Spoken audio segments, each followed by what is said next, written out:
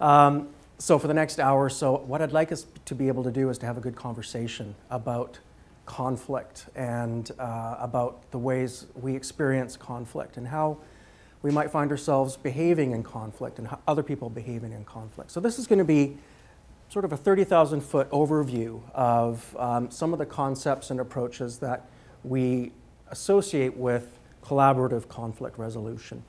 So I've written up here on the board that suffering is optional for the next hour, which means that if you have a question that you'd like to ask, if you need to stretch your legs, if you have a doubt, or even just, even if what I'm saying doesn't seem to fit for your frame of reference, then please let me know, because it's all about the conversation. So I will assume that you'll be in control of your own comfort for the next hour. If you have questions, as I say, feel free to let them fly as we go through. So a few of the objectives that I hope to cover off are strengths and challenges in conflict, where I was introduced as a conflict resolution expert. I think I might have said I'm a conflict expert, because the resolution part happens sometimes and sometimes it doesn't. So the nice thing is we're all experts in conflict, and we all have strengths and challenges in dealing with it. What role do assumptions play in conflict? And I can talk a little bit more about that in terms of my experience in working with individuals who are in conflict within organizations. And then what happens to our communication when we're in conflict? What do we do that gets in the way? What can we do that would help us move towards understanding and eventually resolution? And I'd also like us to have a little bit of fun in the next hour. So I won't get you to introduce yourselves individually, because then we wouldn't even have time for questions before we'd have to leave the room. I've been told we've got 1 hour, so my job is to make sure we stick with that. What I would like you to think about, though, is, and if you could think about it and then share with us, when I say conflict, what's a word, a phrase, or an image or sound or a taste that comes to you when you think about conflict? When you're ready, just belt it out. Frustration. Uncomfort. Uncomfort. Anxiety. Anxiety. Stress. Stress. Opportunity. Opportunity. Miscommunication. Miscommunication. Anger. Challenge and anger. Perspective. Perspective. Compromise. Compromise. Vulnerability. Vulnerability.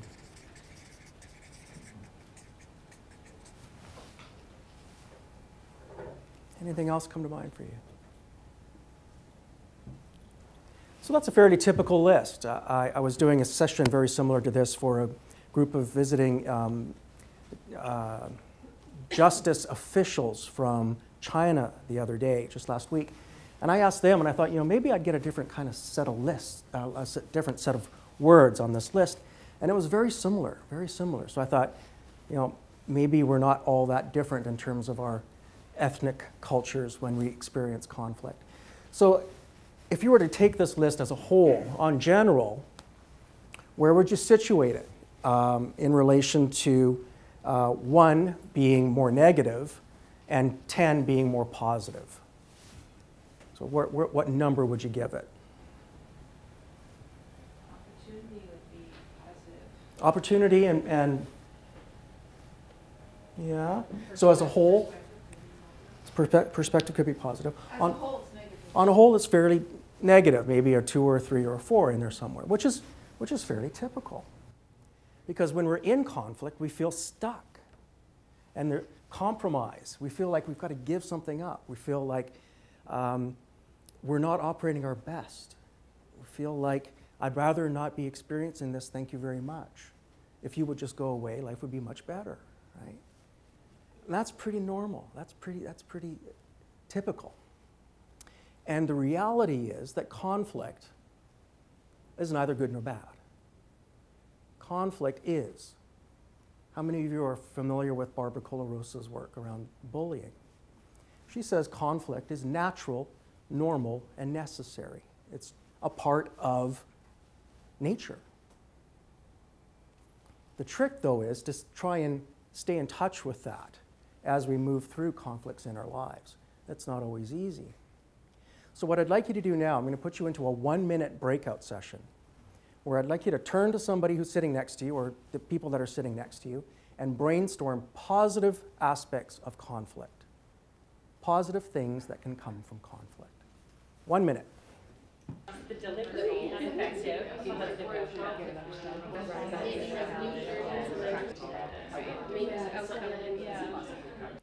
And what did you come up with during that 1 minute of conversation? Positive things. Learning. Learning. Forces communication. Forces communication. Which builds relationships. Builds relationship. Provides clarity. Provides clarity. Provides clarity for myself in relation to what's important to you. It also provides clarity for myself in relation to what's important to me. Right? Progress. Progress. Conflict is a sign that we can do something better. It's good information. There is a sense of empowerment as well. Say more about that. When you can have an opportunity to, if you take the opportunity to represent yourself Yeah. Yeah. and So- speak your mind, as opposed to just putting it under the rug. Yeah, and that's what I call advocating for my needs. Right? If I can be a good advocate for my needs, it absolutely is empowering. Yeah, other things. Relief. Relief. If we address conflict constructively, yeah. Other ideas? Hopefully a resolution. Could be a resolution, yeah. And I'm in the field of conflict resolution. For me, resolution is a very interesting concept. What is resolution? When do we know we have it? Yeah. We talked about it's a good opportunity to practice hearing somebody else's point of view or your listening skills. Yeah. And then also self-awareness, just to be aware of what brings things up for you as an individual. Absolutely. Two very key components to constructively engaging in conflict. Yeah. So we know that there's a bright side to conflict somewhere, right? We know that it's there. If we just need to keep tethered to that particular thought balloon as we move through a conflict with another individual or a situation or even ourselves.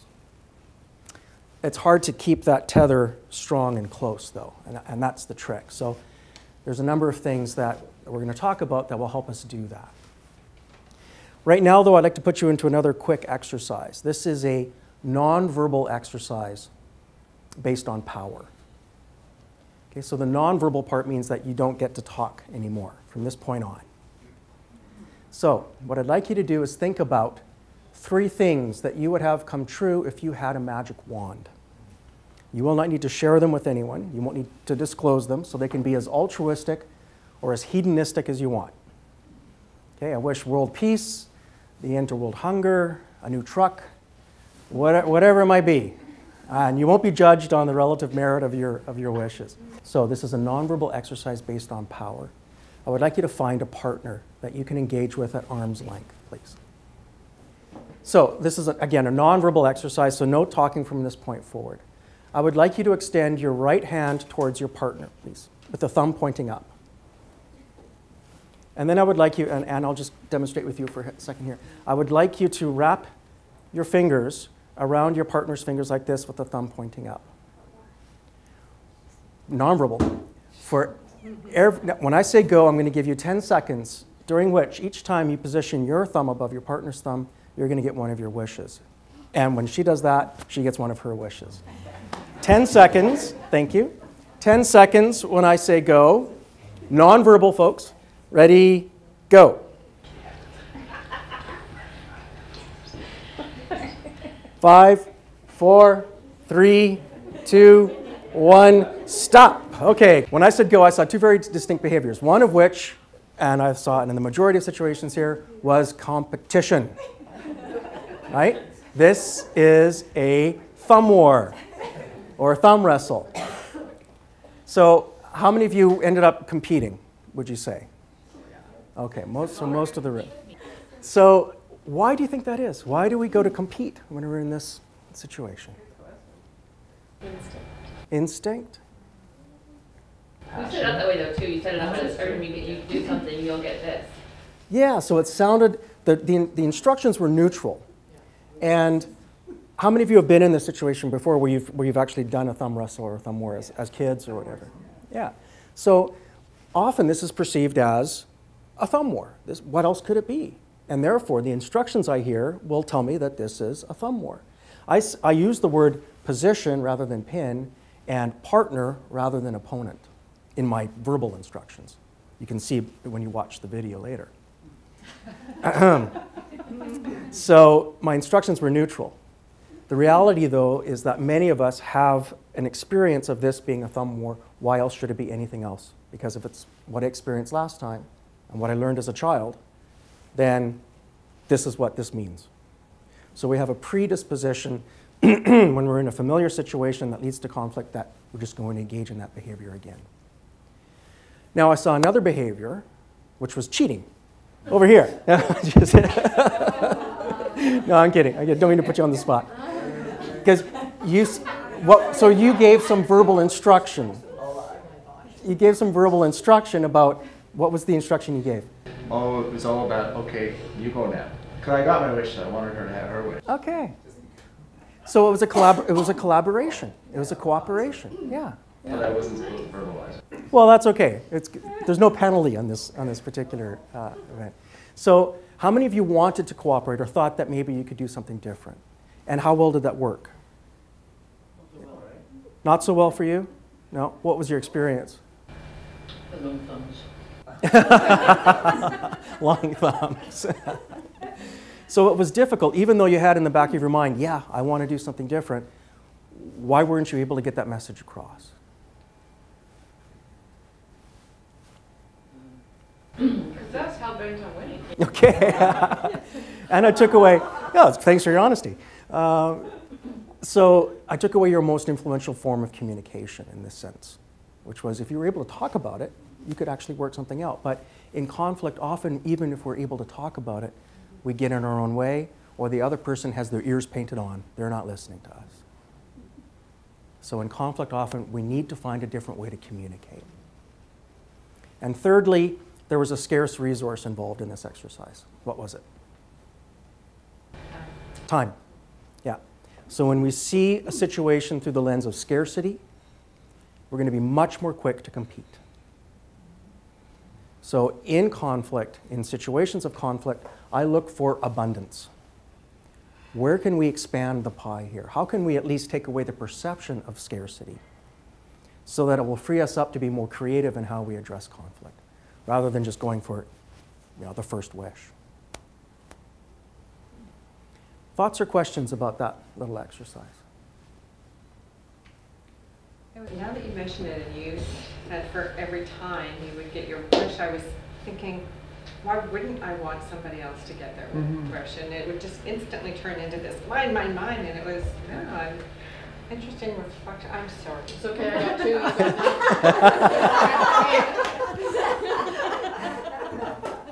Well, and I was listening to CBC last night. They're on Ideas. It's a great show, Ideas, on CBC. And this guy was talking about morality and how as children we have a very different sense of morality. We have a strong sense of individual fairness. And we have a sense of wanting to not lose next to the other. Right? So that's why kids always look to see how big their slice of pie is compared to their brothers or sisters. And they've done some experiments that would demonstrate that that's a very strong drive. And we lose it, hopefully, as we grow up. But sometimes we revert back to our inner child. Sorry, I had no judgment there. Okay, and we do find that we get into conflict, and we all have those conflicts where we feel we're not at our best. we all also have a personal style or a preference to deal with conflict. And this comes from a conflict mode psychometric evaluation tool called the Thomas Kilmann Conflict Mode Instrument. How many of you have done that or something like it? So this would indicate that there are 5 main ways, 5 main behaviors in dealing with conflict. Up here, high on the assertiveness axis and low on the cooperative axis is the competitor. So that person who will align all their powers and resources to win, to get what they want. And you're going to lose. Now that's okay, right? So this is my way. And over here at the other end of the spectrum, very high on cooperativeness, but low on assertiveness is the accommodator. Is that person who will make sure that you're okay and my stuff doesn't matter here. Right?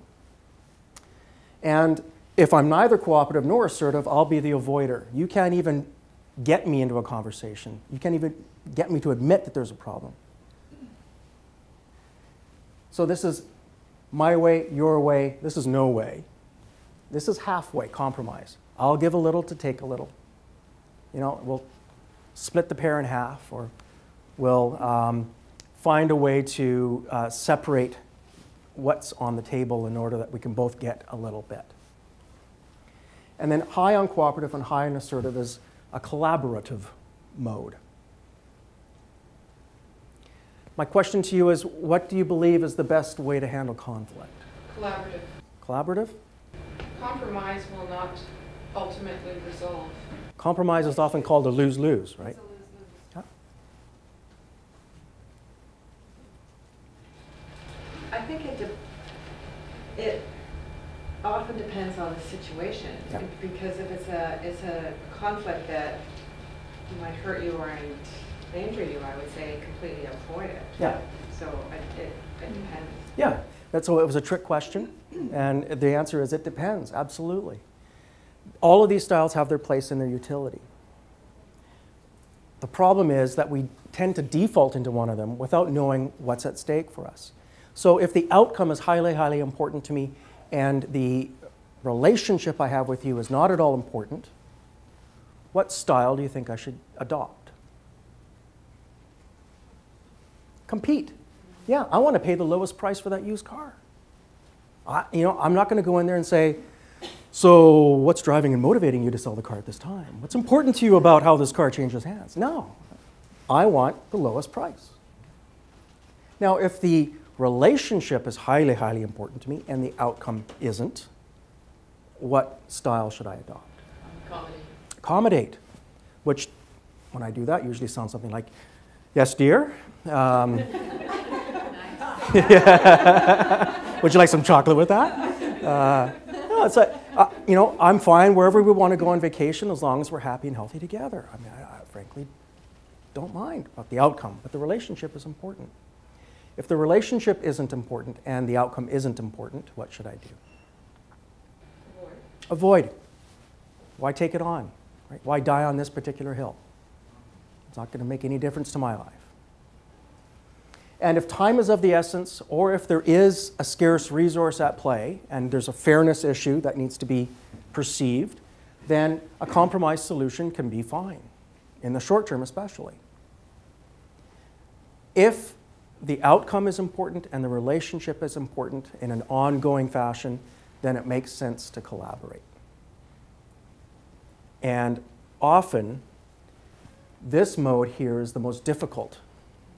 The collaborative mode is the most difficult when we feel like there's something important to us that's at risk or at stake.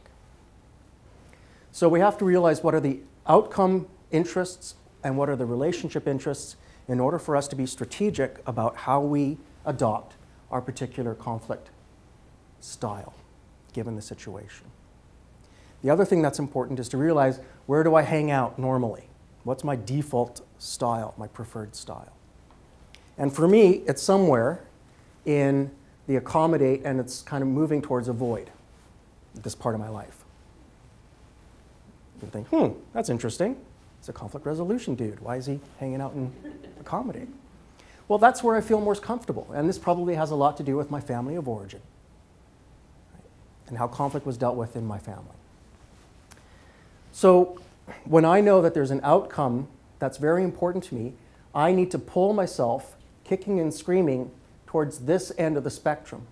And it feels very uncomfortable for me. I can do it, and I've had decades of experience in learning how to do it. So I'm feeling more and more comfortable every time. And it's not where my natural style is. So I feel like I'm sort of hauling myself up by my collar when somebody whose style is naturally over here finally says, well, thanks for showing up. You know, at least now you're talking to me. Because their view of the world comes from this end of the spectrum. So when you've got a computer and an accommodator trying to resolve conflict together, it can be kind of dysfunctional. So that's the other thing we need to understand is where do I default and how useful is it for me to be in that corner all the time? Because as an accommodator, if I accommodate, you'll hear me say things like, don't you see everything I do to make this relationship work? Don't you see the sacrifices I make day in and day out? Don't you see how I lay my life on the line to, you know, and start to ramp myself up? And then pretty soon I'm up over here, right? I've kind of gone quantum leap. And now I'm Vesuvius blowing up on you. You're like, no, because you never tell me anything, right? So there's a drawback to each one of these styles as well, and that's why we need to be aware of them. And we all get into conflict, and we're all continuously communicating in conflict. And even when I'm not speaking with you, I'm communicating. So for instance, as you're sitting there around the room and you're watching me at the front of the room, and you're forming an opinion about me, you know, how likable is this guy? How much would I want to spend time with him at a cocktail party? You know, how much do I think we're on the same wavelength? What percentage of that message that you're evaluating from me do you think is based on your interpretation of my body language? So I'll repeat the question because it's kind of complicated. What percentage of the message that you're getting from me as you're evaluating my likability are you basing on your interpretation of my body language? And by body language, I mean everything from posture to eye contact, gestures, proximity. So if I'm doing this at the front of the room, it means one thing. If I'm 10 centimeters away from you and I'm doing this, it means something quite different. Right? So as a percentage, what would you say? 75. 75? 80. 80? 50? Yeah, it's roughly 58%. So 58%. So over half of the impression you're forming about me is based on your interpretation of my body language. And in terms of tone of voice, what percentage do you think it would be? So tone of voice is volume. It's pitch, inflection, accent, and rapidity, or pace. So we've got 58%. Can't be 80 yet, because we have 58 already. Math is a tricky concept. I'll give you the answer. It's 38%. Oh, sorry, it's 35%. 35%. So 35% of the impression or the message you're getting from me is based on your interpretation of my tone of voice, which means that there's only 7% that you're basing on the words that I'm using, which is a great indicator as to why email is such a lousy way to try to resolve conflict. And for those people who tend to be more in the avoidant end of the spectrum, that's bad news, because email is a great way to kind of avoid, deal with stuff, but avoid at the same time. So if I, at the bottom of my email message, write, your patience in this matter is greatly appreciated. Send. And you open that message up the next morning, and you see this written at the bottom of my email, and you've had a bad drive into work, and the last time we spoke it didn't go that well, and you're kind of ticked off about this whole process anyway. And you see that at the bottom of my message, how are you going to interpret that? You don't think I've been patient? You want to see impatience? Okay, bring it on, right? When in fact it might mean that I do believe you've been very patient and I do appreciate it.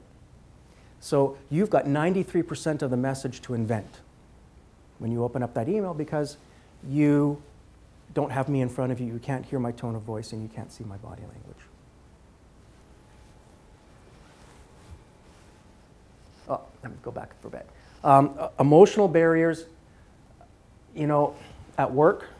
How many of us like to talk about our emotions at work? I'm feeling vulnerable today, everybody. A bit fragile. No? No? No.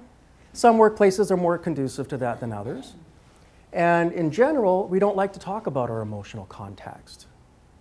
We're supposed to rise above. You know, we're supposed to sort of divorce ourselves from our emotional context as we walk through the glass doors that house our place of work. And it's just unrealistic.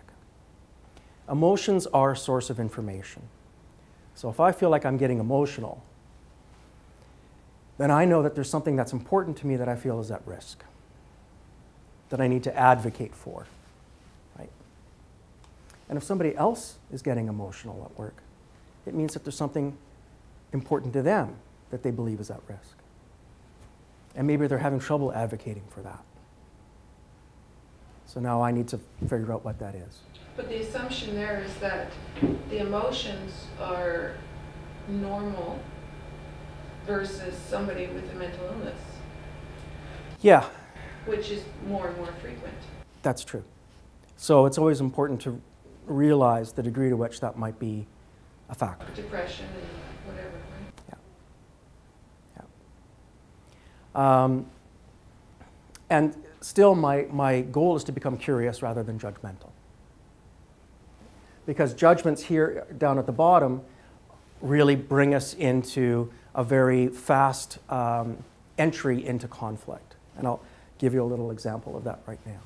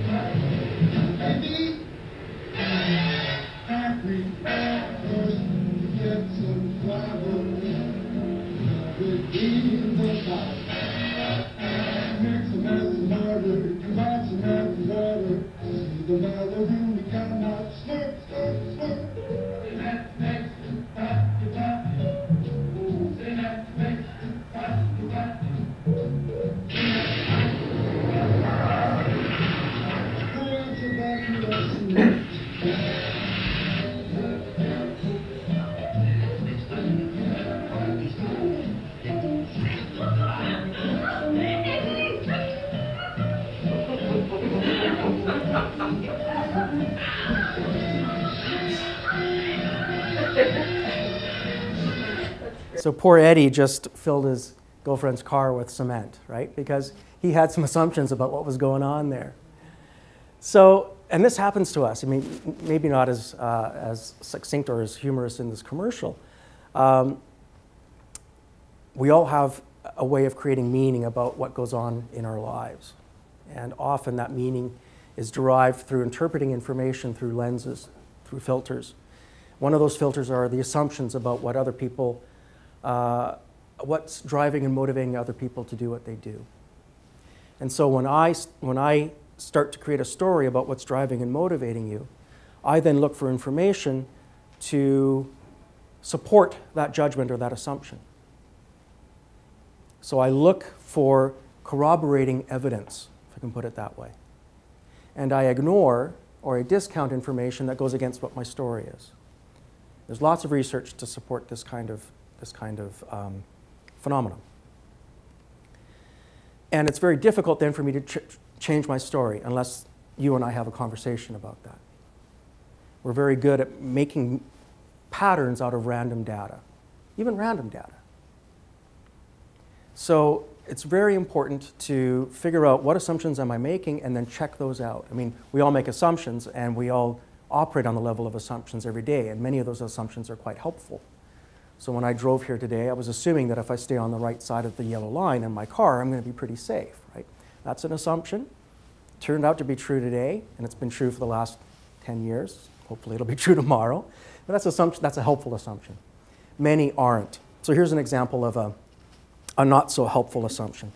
There's a work team headed by two team heads, John and Lynn. And John is in charge of marketing and Lynn is in charge of finance. And they've been working on a project that they're going to present to the board the following week. John has had a lot of work just land on his desk, and Lynn knows about that. And Lynn's a bit worried about the presentation. Right? So she sees John walking to his car across the lobby, about ready to go to the parking lot on Friday afternoon at 4, and says, "Hey, John, hey, how about if I just take that cost-benefit analysis stuff you've been working on, and I'll do it on the weekend?" John says, "Thanks, Lynn, but I do believe I can do my job very well myself." Lynn says, "Well, fine, sorry. I mean, hey, I've got a lot of better things to do with my weekend than your work." And they part ways. And what do you think the temperature is like on Monday morning when they both walk into the office? Pretty chilly, in the words of our premier, right? Chilly or frosty. So how many of you have seen that or been a part of a conversation that has just gone sideways for whatever reason and we don't know why? It happens all the time. So let's rewind the tape on that. What was Lynn's intent as she approached John? What was her internal motivation, do you think? She's trying to be helpful. Yeah, trying to be helpful. So her internal state was one of helpfulness. What did she say or do? How did she express that internal intent? So what did she say or do? So if you're going to rewind the tape here, what would you hear Lynn say? Why don't you let me take that work off your hands this weekend, as opposed to asking if he would like her to do that? Right. So she actually said, "How about I take that work that cost-benefit analysis work that you've been working on, and I'll do it on the weekend." So that's how she externalized her internal intent. What was the impact on John? Why did he get defensive? He felt insulted. He felt insulted. He thought, "You don't think I can do a good job?"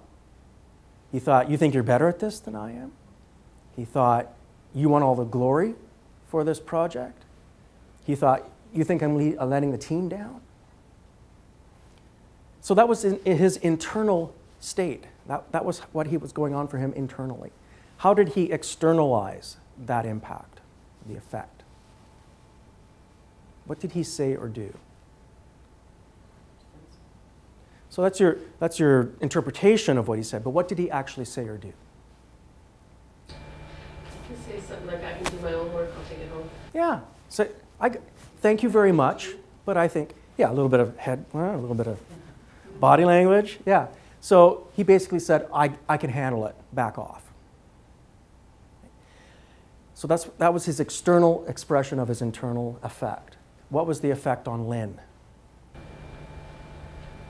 Well, screw you, I was just trying to be helpful. Yeah, you ungrateful SOB, right? Yeah, exactly. So now we've got, from what started off as an intent to be helpful, we've got two internal effects which are similar: negative, judging, accusatory, resentful, defensive. So let's say that Lynn didn't do that. Let's say that she was going to have be able to rewind the tape on this and start from scratch. What could she say or do that would be more helpful? Hey, I know we're a team, and if there's anything I can do to be helpful this weekend, I have some extra time. Okay. So if you can think of anything that I may be able to help you with. Just give a little bit more context. But right? it gives him power. Yeah, He's Yeah. in charge of his work, and if he wants to allocate. exactly. So to make a more general offer and to give some context, she might even say, "I know that you've had a lot of unforeseen work land on your desk today." Right? So that's more of a pure externalization of her internal intent. She didn't do that, though. Let's say that she said, how about I take that work home? What could John have done differently? Back to for help instead of being so defensive. Okay, so he might have given her the benefit of the doubt. Yeah. What else could he have done? To clarify with her why she was asking. Okay, good. So just check out what the intent is. So Lynn, you know, when you want to take my work home with you, my mind goes to some pretty dark places. And I would prefer to just hear what's behind that offer of help. Right? So he could have said that. Or you could just say, you know what, I'm going to put my emotions aside, and if she wants to work all weekend, and I want to go out for dinner, have at it. I'm going to go golfing. Yeah. Go for it. Again, then he's more like playing the game in that sense.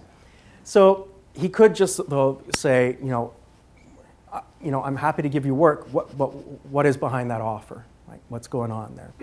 What's the worst thing that Lynn could say if John says, you know, I get the message that you think I'm letting the team down when you say you want to take work off my desk? What's the worst thing Lynn could say? Yes, you're a loser. Yeah, and I think you're incompetent as well, right? So at that point, I mean, hey, listen, that could happen. What would John then, what's John's choice at that point? Quit. What? Well, maybe ask her why she would just assume that. Yeah. You know, where is this coming from? Absolutely. Why do you think I'm not able to do this? Move into curiosity. Exactly. And at that point, then they're having an actual conversation rather than operating on this level of assumptions. Or you could say, you know, since you're a marketing expert, I know that you know much more about finances than I do. So please explain why I'm incompetent. Yeah, explain what's going on that you think that I'm No, incompetent. I'm being ironic here. Oh, I see. Okay. She's a marketing expert. Oh, I see what you mean. Please explain my job. Yeah, yeah. I have trouble understanding how you believe that you're more qualified than I am at this. Yeah, tell me what's going on for you. So he could be more assertive, absolutely. So what we want to see, though, is a way to take this private intent more public, to be more explicit with what's driving and motivating me, to be more explicit with the effect. When that happened, here's how I was affected. Right? We don't do that, though. We don't always preface our intent with, or our actions with our intent. I don't say I'm going to walk towards the back of the room because I notice that these people are slightly disengaged. I don't do things like that. We don't talk that way, thankfully, because it would drive us crazy. Right? The problem is we don't do it even when we should do it. Why do you think that is? It makes people vulnerable. It feels like we're going to a place that's vulnerable. I'm sorry, I missed you. Avoiding conflict too. I don't want to deal with it. I don't want to open up Pandora's box right now. Yeah. I think there's another reason, and that's because I assume that if my intent is pure and good, that you're going to receive it as that. You're going to read my mind. I mean, why wouldn't you? Right? And if what you said put me down or insulted me or hurt me, I am assuming that that's what you meant to do. I mean, why wouldn't it be? So we make these assumptions about other people's intent based on how we're affected. And we make assumptions about how you will be affected if my intent is positive, regardless of the action that I take. And I would say that this dynamic is at 80% of the conflict that I see in the workplace. That's not an empirical study. That's just a number that I picked out of thin air. And I think it's fairly accurate. Because once one thing happens where somebody feels like they've been slighted, they create their story, and then they look for information that supports the story, and then they interpret everything they see through that lens, and they corroborate their story. And the same thing happens on this side. So there are workplaces that I've been part of where people haven't acknowledged each other's existence for 10 years. And that takes a lot of energy. It takes a lot of productivity out of the workplace. Okay. So the first thing we need to do is I need to manage myself. If I can't manage myself in this situation, how can I expect you to manage yourself? I need to not become part of the problem. And there are a number of things that I can do to do that. One of them is just say, okay, breathe. Take it slow. Go, just, I need to feel my feet now. I need to feel my feet on the ground. Okay, got that, right? Now breathe into my belly. Now, I'll do that a lot, especially if I'm driving, right? I get agitated behind the wheel. I'm not good when I'm agitated behind the wheel, so I need to get back into my body. And then I need to reassure myself I need to be my own best coach. I need to say, okay, I can handle this. Okay, this is fine. I just need to figure out what's going on. I'm okay. They're trying their best. I'm going to do my best here. Getting mad is not a good option. So I need to stay with myself. I need to be my own best coach in these situations. And then I need to shift the focus to them. Okay, once I've taken care of my own emotional context, I need to shift my focus to them and get what their story is, what's going on for them. And a great way to do that is through questions. There are good questions, and then there are less helpful questions. And we'll talk about questions now. Let's do that.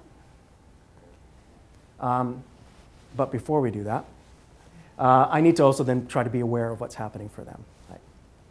So I need to do some assessment of where are they in their emotional context right now? How able are they to listen to me?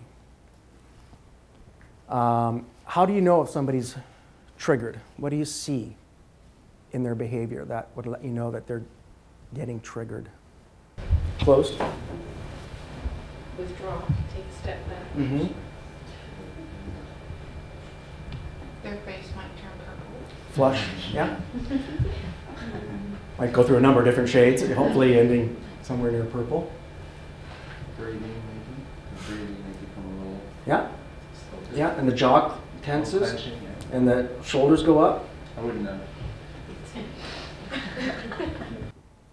Right, and the voice might rise in pitch. They might start to tremble even. Perspire.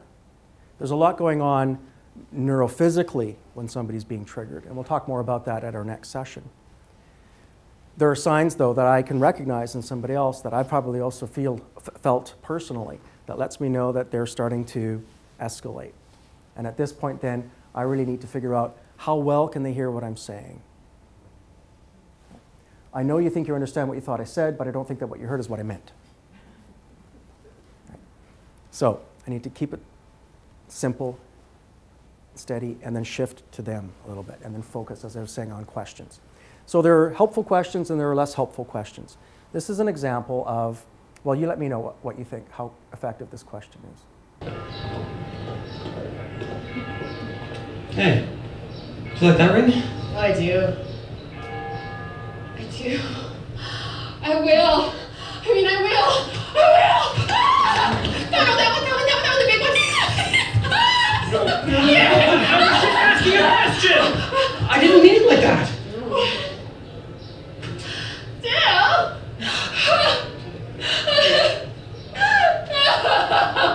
Simply asking a question shouldn't end up costing you. Aviva gets that. Feel free to ask Aviva any insurance question at changeinsurance.ca.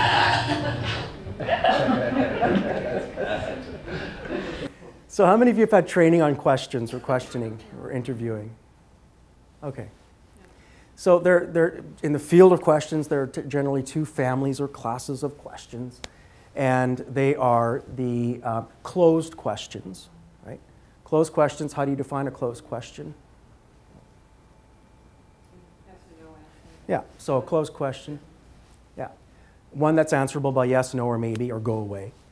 If you're my 14-year-old son, even an open question is go away. So these closed questions are more problematic. What was the question he asked? Yeah, accompanied with a little bit of unfortunate body language, right? So do you like that ring? That's a closed question. Closed questions carry messages. They tend to shut the conversation down. What's worse, though, in my opinion, is that they carry questions. They carry messages. And the person who decides what the message is the receiver, which is unfortunate because once the question's left my mouth as they ask her, I have no control over what the message is. So what was the message that she heard? Will you marry me? Yeah, I want to marry you was the question that she heard. Even though he said, do you like that ring? This happens with closed questions all the time. We ask closed questions quite frequently. Right? So when I say, are you going to store all of that equipment here? What's the message you hear? It's in my way. Yeah, no, that ain't happening, right? That's got to go. Or you might hear, I would like you to store it here. It's ambiguous. You don't know. Are you going to need additional budget for that? Yes. So what's the message you hear? Yeah, ain't no more money. Better not. By asking the question, though, I force you into a yes-no frame of mind. And even if you do say, I'm going to go big, I'm going to say yes. I say, okay, well, tell me more. What you do then is you defend and you find reasons for why you answered yes. So now you're defending your side. You're defending your original answer. You could have just as easily thought, he wants to hear, I better say no. No? I say, okay, well, why not? And then you go into defending why you said no. So simply by asking you a closed question, I forced you into a corner. I forced you into a yes-no frame of mind, which you will answer depending on what you believe I want to hear. And then even if I ask you for more information at that point, now you're defending why you said yes or no. That's not a very helpful way to have a conversation about budget.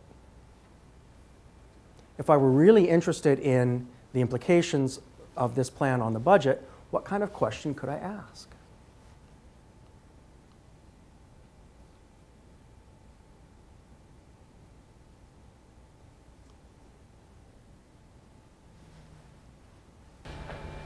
How much extra do you need? How much extra do you think you'll need? Yeah, that could be a question. How big a priority is this for you? Good. How big a priority is this for you? Excellent. Compared to what you have going on? Yeah. So that doesn't lead me to a dollar figure. It leads me to a discussion about priorities, which is a much better place to hang out rather than talking about why you think you need more money or why you can justify why you don't think you need more money. And What's your timeline on it? what's your timeline on this? You notice that these are all open-ended questions because they invite people into a conversation rather than forcing them into a debate.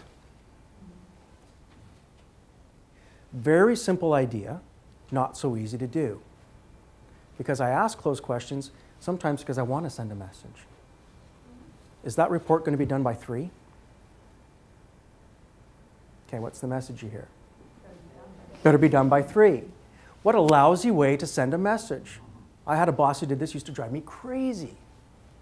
And I would end up saying, yeah. And then it might not be on his desk by 3, and I just wait for him to come in and say, where's that report? You actually thought I would have it by 3 when you know everything else I've been dealing with? It forces people into some pretty weird communication. It's aggressive. Yeah. So if I'm going to try and resolve conflict, I want to stay away from the closed questions. Did this sauce come from a can? Not a helpful question to ask. Been there. Didn't work so well. Right? Because people will interpret it as an accusation, right? Or they'll suss out the message. Now, if that report does need to be on my desk by 3, what kind of question should I ask? What's your time like this afternoon? Or given that, I'll send the message, I need that report by 3 because I need to present it by 4. What can we do to make that happen?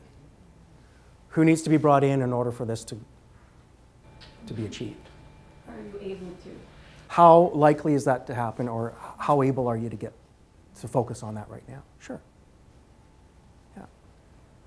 Do you need additional help in order to get that by 3? So if I ask you, do you need additional help in order to get that by 3? What's the message you hear? You do because you're stupid. Yeah. Now, it's, again, tone of voice and body language will be huge in this, because remember, words is only 7%. The difference, though, is that by asking the closed question, even if I am trying to be very helpful, I put this position, I put the other person, the receiver, in a position of they think I need help. And that might not even be the message I intend to send. But that's the message they hear. And then they say, I've got to show them the stiff upper lip. No, I'll be fine. You know, and I work my fingers to the bone getting it done. I don't want people working their fingers to the bone, right? I want them to feel like they're able to do a good job and have a work-life balance. So I want to stay away from those closed questions and stay closer to the open questions. What reason do you think I have for putting why in red here? That you're seeking to understand, like the intent. Yeah, and this question here, I mean, all of these are seeking to understand. This question here, though, will be, I'll treat with danger. I'll treat with caution. A why question is often perceived as seeking justification. Why did you do that? I mean, from the age of 2, we've always been in fear of that question, right? Why did you do that? No. Right? So I can ask any why question as a what question. What were the reasons that led you to that decision? It'll be much less accusatory in nature. So I would like you to be more aware of the questions you ask. And when you hear a closed question coming out of your mouth, think, what's the message I mean to send? If you have a message you want to send, then send the message through a statement, and then follow it up with an open question. If you hear a closed question coming at you, what options do you have? Clarify? Clarify. Yeah.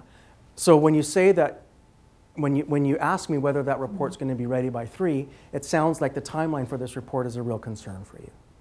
Tell me what's going on with the timeline. Right? So I don't actually have to answer the yes or no. I can feed back the message that I hear behind the question and inquire and clarify what that message might be. Or I can just simply pretend like it was an open question. Okay? Just reformulate it in my mind. We hear ourselves asking closed questions all the time. Are you ready for lunch? Did you sleep well? Should we go to the meeting now? They're shorthand, and the majority of them don't get in our way. When we're dealing with conflict, though, that intent-action effect between the two people with the string and the tin can, that takes off like a herd of cattle. So that's something I'd like you to be aware of. Very simple idea. Focus on the question. Focus on shifting the question to the other person and exploring what their perspective is. So I'll leave you in the last minute with Kent Heinem's 3 conflict-busting tips. Okay? The first one is to recognize your assumptions. It is not always easy to do. It's kind of like saying, be aware of the air you're breathing, because we just operate on the level of assumptions so naturally. When I'm walking into this kind of situation, though, I want to say, what assumptions am I making about this? How can I perhaps see this not as a fight, what I'm assuming it was, but as something that I could work with and approach differently? Say and, not but. How many of you have heard of this particular approach before? So we call but the verbal eraser. You know, Jane, I realize that you really want to do a good job on this, but the priority is, right? So when I say but, basically that erases everything I had said before. But is disjunctive. If I say, you know, Jane, I realize you really want to do a good job on this project. And for me, the priority is, if I use and, both live side by side. Right? It's not one is more valid than the other. They both live and coexist at the same time, and then we can have a conversation about it. And the last one is do something different. How many of you have heard of Einstein's definition of insanity? Which is? Repeating the same behavior and expecting a different outcome. Right? So, I always think, you know, if there's nothing else I can do, if I feel like I'm in this situation and I feel like I'm going for the pin, if there's nothing else I can do but ask a different kind of question at this point, hey, what's important to you about your wish? And at least I've changed the dynamics. At least I've stepped out of the thumb war, and I've been able to focus on them in a way that gets their side of the story. So hopefully in the last hour you've learned a couple of different things you can think about or even try out to help you do something different. There we are.